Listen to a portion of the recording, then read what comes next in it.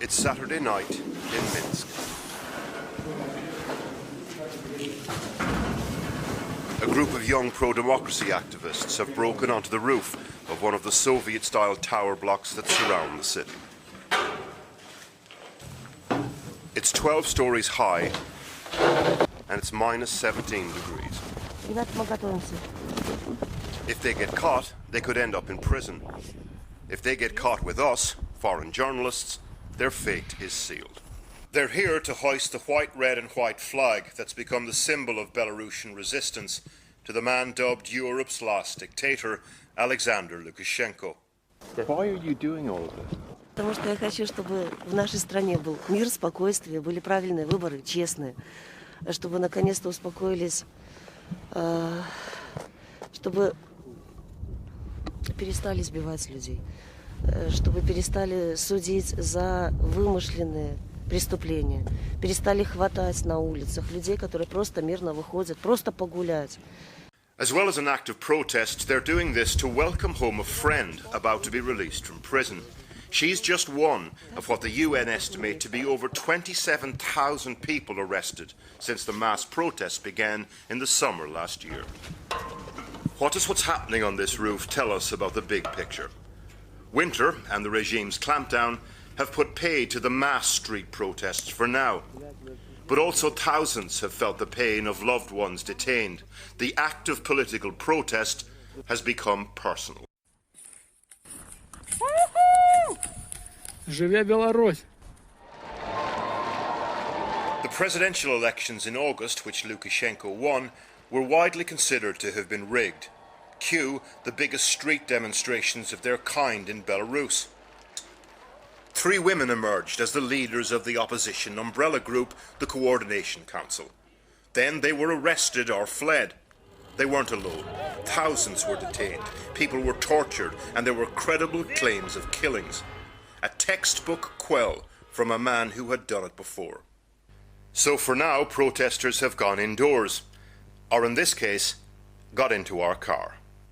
I think that all of us can end up in prison, at Volодарsko, for instance. So there is risk here for you? And for you too. Many of this young woman's friends have been arrested. She had to leave her job because the state-run institution she worked for made it impossible for her to stay. A classic Soviet-era tactic. Careers meet coercion. The first stop on our city tour. The so-called Square of Change. In Russian we call it Площадь Перемен. And there is nothing conspicuous about it. There was, actually, until November, when Roman Bondarenko was killed. For a time, the square became the focal point of opposition. But unbeknownst to us, now the focal point of a large police presence.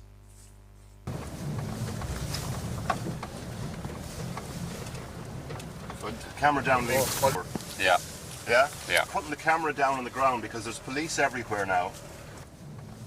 It's unusual to have these police cars and police in such peaceful neighborhood in Minsk, but Yeah. you know it's happening for apparent reasons.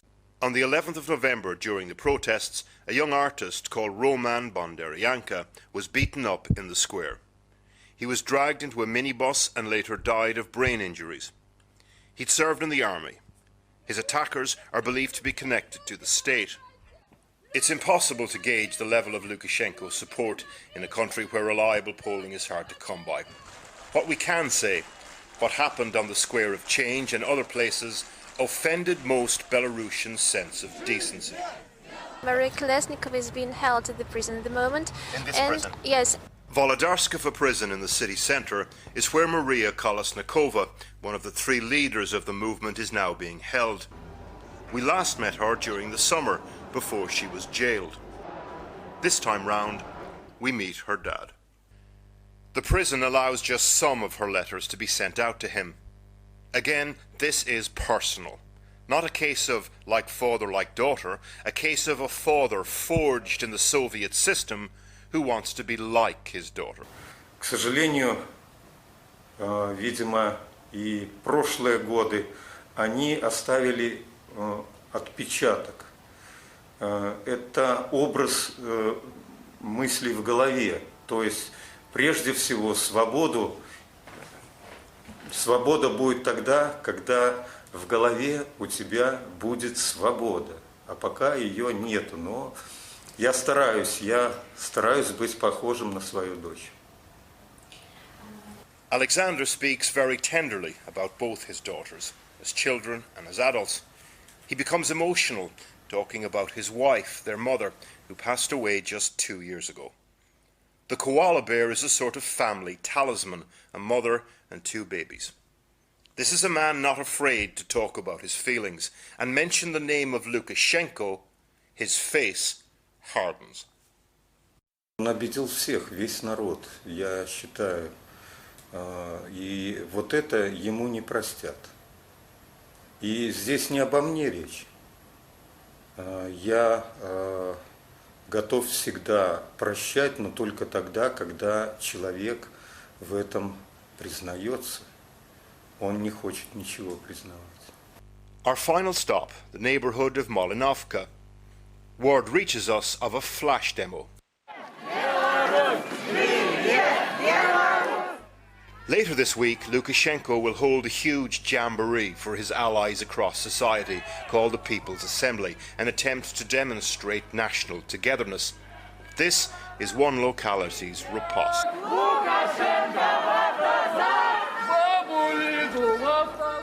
The opposition has called for strikes, unlikely to materialise, and mass demonstrations, which may or may not, to coincide with the assembly.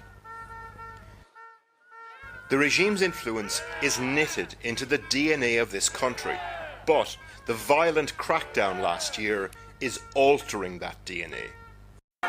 It's less headline-grabbing than the summer's protests, but these neighbourhood protests are potent nonetheless, because they are in a state that is community-based. But, as we've seen, it's also deeply personal. And the self-proclaimed man of the people would do well to remember that.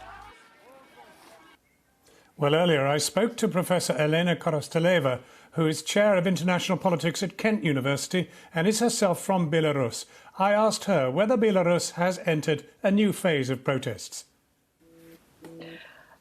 Indeed, it is a new phase, but it is a qualitatively different new phase in a sense that it has become localized forms of resistance. And in my opinion, it is becoming even more powerful because of that.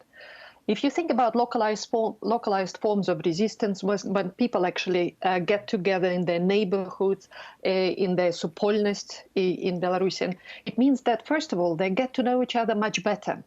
They can then draw on support infrastructures of their local communities. It's kind of building that self-reliance, self-governance, bottom-up. But it is also very difficult to control externally in terms of police involvement. Can I ask you what the Navalny effect is, given that he has returned to Russia, he's in prison? What effect is that having on the movement inside Belarus? I think it's very reciprocal in many ways, because I can see there is a lot of solidarity growing between the Belarusian protest movement, but also the Russian protest movement. You can say that actually there is a Belarusian effect on the growing Russian movement, but on the other hand, the fact that actually that movement is now spreading across so many Russian cities and towns, it also mobilizes Belarusians to continue what they've started 6 months ago. What about the Biden effect? What are you hoping for from the new administration in America? There is a great hope that with Biden administration and also the new American ambassador coming to Belarus, there will be change and there will be more pressure put on the Belarusian regime.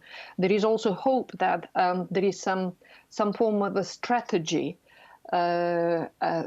especially in terms of how Biden administration, together with European embassies and institutions, how they can also work together with the Coordination Council and Svetlana Tikhanovskaya in particular in order to support and sustain change in Belarus.